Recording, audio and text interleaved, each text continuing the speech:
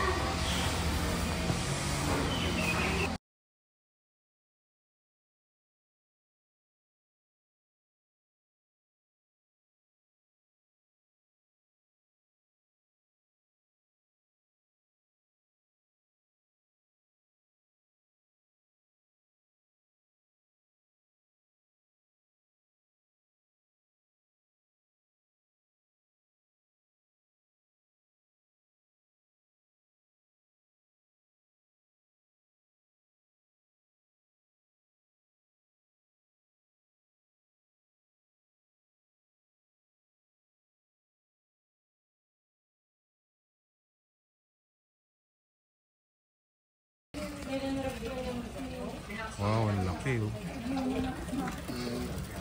Isang kapatid po tayo dito may kanso po na pagkatapos po sa natural. Nakatakit na kapatay po ng tao. Hindi po siya hindi niya po nakain po yung mangingisda pero naman po hindi.